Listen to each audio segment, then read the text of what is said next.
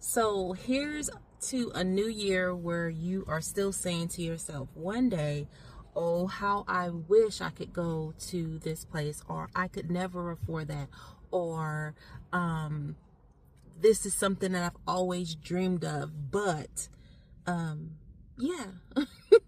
Hi, if you don't know already, my name is Tamika. I am your favorite travel advisor. And yes, I'm in my car. This is where I do some of the best thinking in my life, I would imagine. So before I went into the store today, I sat down and I looked and I was wondering, and this has been on my heart for a minute. It's like, why aren't people going to those dream destinations that they've always wished for?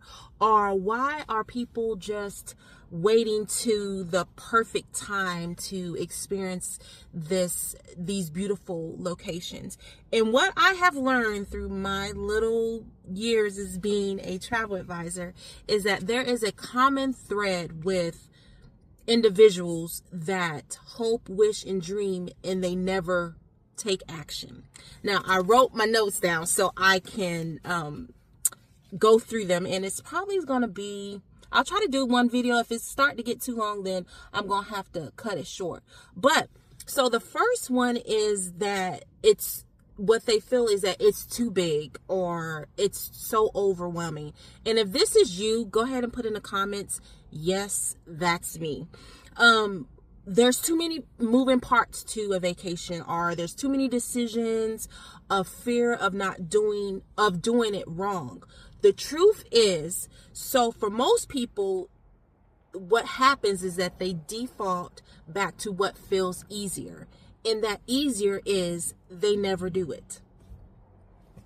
The next one is I'll do it. They have that I'll do it later thinking. Or they believe that you have to have all this money first, or when life slows down. These are the things that we tell ourselves when we're trying to make these big decisions, and they're all lies. But anyway, when the kids get older, or when work isn't so busy, the truth is later feels safe. That's why we default to it. But in reality, later is never promised. Think on that for a little bit. Okay. Next one is sticker shock without context. I see this a lot, and it's so disheartening to see people not take action because of the big sticker shock, and they don't have enough context or know enough context to really realize if this is good, if it's a good value or anything. So they don't do anything. But so you see the headlines, you see the prices online, and then you just get stuck on the price. Or you see the social media posts without explanation. What you don't see is that you can have payment plans. What you don't see that different travel windows can lower the price on certain things. And then two, they don't see the value in things because you don't know the value.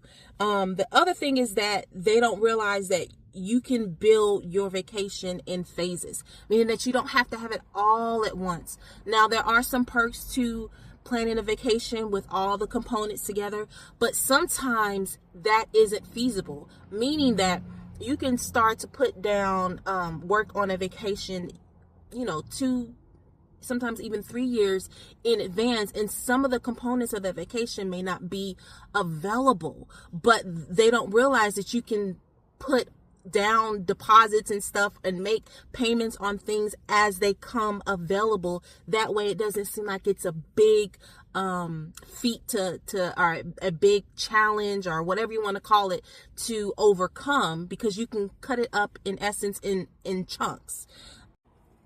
The truth is, without guidance, the price feels final, and instead of it being flexible. The next one is fear of wasting money.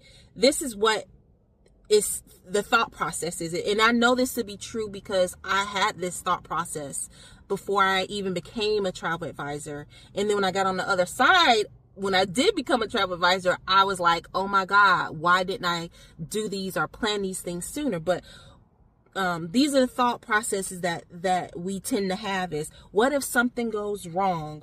What if I book the wrong thing? The truth is, this fear freezes you in action, especially after hearing travel horror stories. So, we always like to gravitate towards all of the negative parts of travel, but we tend to forget and amplify the positive parts of it. So what if this vacation goes wrong? What about thinking, what if this vacation goes right? We have to change the way we view things. Next thing is, I gotta flip the page. Okay, because I get so excited about this because I know this is going to help somebody. And if it's helped you already, make sure you leave that in the chat, because I want to make content that actually helps you travel more. Not just the pretty picture and the Instagrammable photos. Those are amazing. And I totally believe in those. But are those things actually getting you to travel? And chances are they're not, because it's deeper than just the pictures. The next thing is information overload. There are so many things out there, and what happens is that they have too much of the content. So you have conflicting advice. So you get this advice from this person and this person and this person saying this person saying that, and then you have TikTok versus blogs versus Google versus friends. Everybody claims to be an expert. Too many options equals decision paralysis. Look, there are going to be some positive and negative things about certain locations wherever you go. If you have a desire to go somewhere and you always wanted to go somewhere, then you should do it, despite what you keep hearing this information about this or this information about this. Do your research. If you feel it is something that you want or have a desire to go to, or a place that you want to go to, just do it. Okay. Now, I'm not saying being stupid now. You don't need to be going to some places where, you might have to be fighting for your life, but you get what I'm saying. This is all in context. The next thing is no clear starting point. So most people don't know what they don't know. They don't know where to go. They don't know how far in advance to plan. They don't know which order to maybe plan certain components of their travel. And then they don't know how to prioritize the whole experience. So without a clear first step, they do nothing. I mean, and that's the common thread with the truth about all of these things that we think are all these things that prevent us from traveling, is that we do nothing. And we got to stop that. 7, they don't realize help exists, or what that help really looks like. So many people still think that travel planners are expensive when not considering the value that they bring to their travel, or to their investment. Let's talk about that, because travel is an investment. They don't realize the value that we bring to their investment. Besides having clarity, besides having expert advice, many times we go to the location that our clients are traveling to, so we know these things firsthand.